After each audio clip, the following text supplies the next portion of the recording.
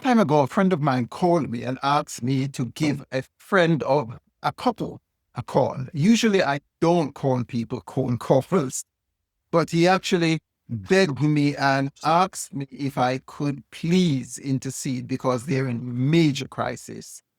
I did actually give them a call and suddenly realized that I stepped into a major war. It wasn't just a battle fight. It was a major war in their home. And what was going on is that the wife found out that her husband has been cheating for the last 2, 3 years. And the problem with that was that she actually felt she had an ideal relationship. She had, at least so she thought, that she had a relationship that were the envy of her friends. Her friends kept telling her they wish they had a man like her husband. They wish they had the type of support he's giving. So she really thought that she had something good going on. Yes, she had problems. They had little bickering here and there. They had little issues, little sparks. She thought that was, the run of the mill problems that couples go through.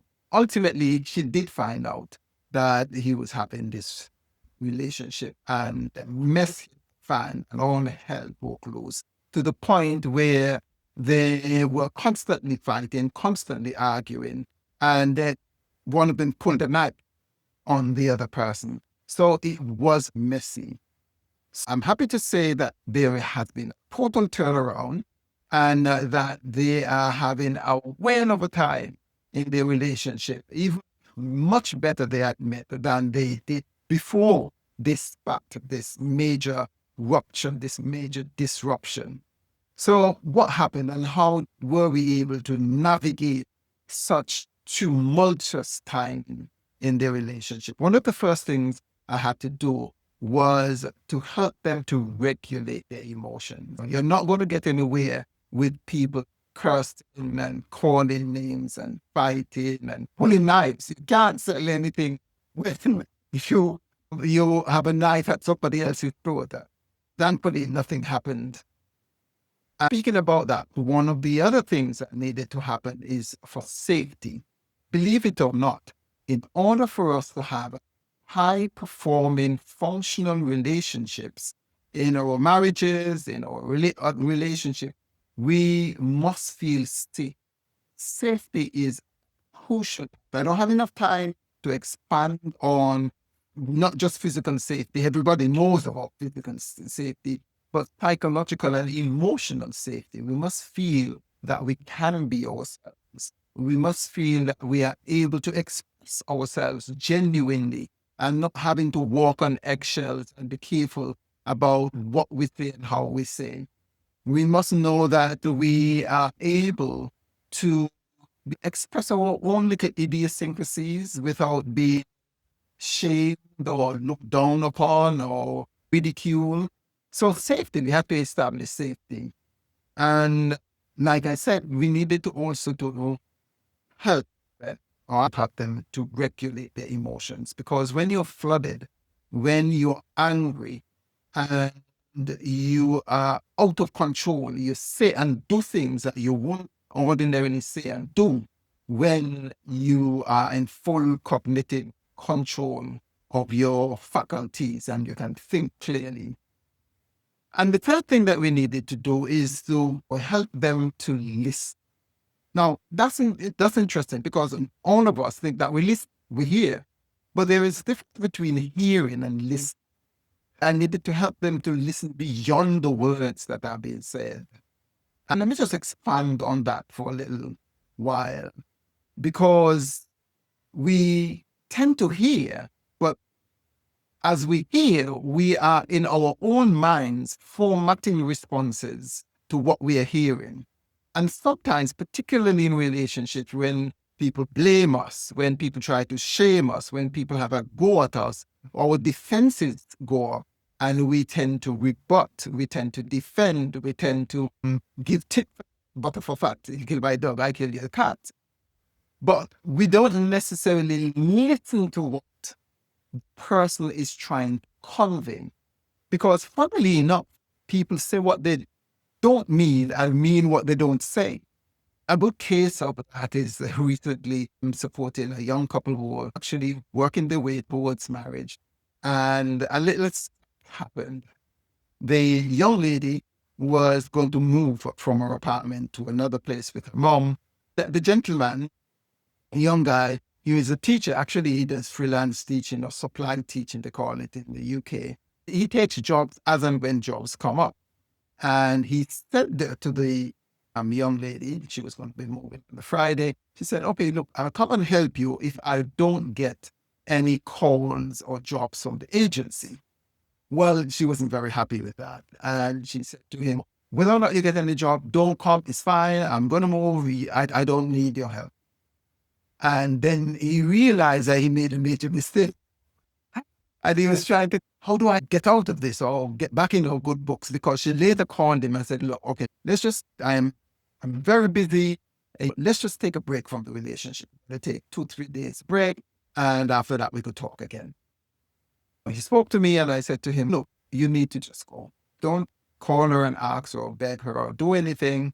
At the appointed time, the day that she's going to know, you need to show. And he was a little bit queasy about that. What happened if she rejects him and tell him not to come in the house, etc. I said, whatever she does, you need to show. Just show. And he did. Later, he responded by telling me and actually telling me text that she sent that how she was so happy that he said that the minute he showed up and she opened the door and saw him, everything changed. And in fact, they no longer are taking any break because, and she was so happy she texted that it was so good for him to show up and she feels so wonderful. And in fact, she's going to take him out to a date.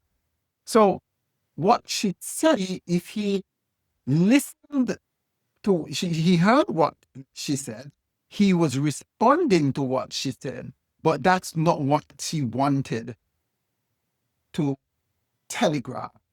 She had needs beyond what she said, which was what she said was totally opposite to what she wanted. So you need to listen beyond the words. So I had to help this couple to listen and not be making up and defending and counter arguing as each other spoke. So we went through that process. And finally, I had to help them to understand that they have had a major rupture in the relationship.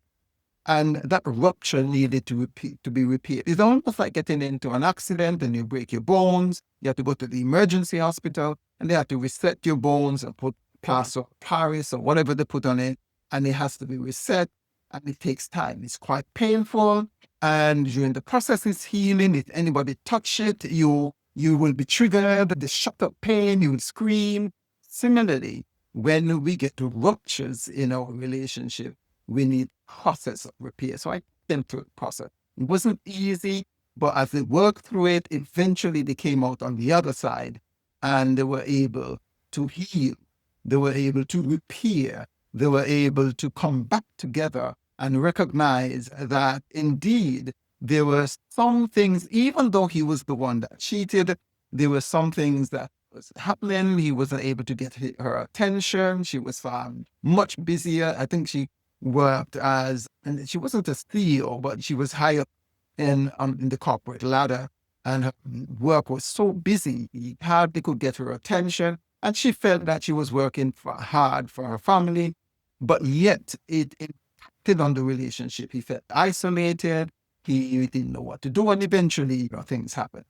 That's not right, that's not the right thing to do, but at the same time, she didn't fully understand that her overworking, which is a good thing as far as she was concerned, they were working towards getting a mortgage, buying a house, and fixing it up, etc., that impacted on him in significant ways that set him up for this infidelity that has happened. What am I saying here? I don't know where you are in your relationship, and I don't know what kind of challenges that you have. Maybe you are in high, deep conflict. Maybe you've gotten to the point where you've spoken so much, you've talked, you've tried everything, and you have come to a place where you think it's hopeless. Well, if you think that is hopeless, think again.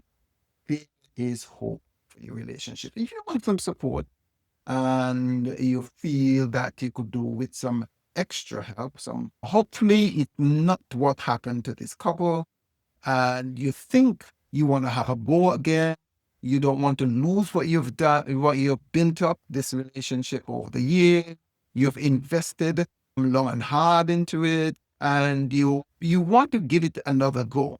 Feel free to contact me and let us have a chat to see if I can help. I'll talk to you soon.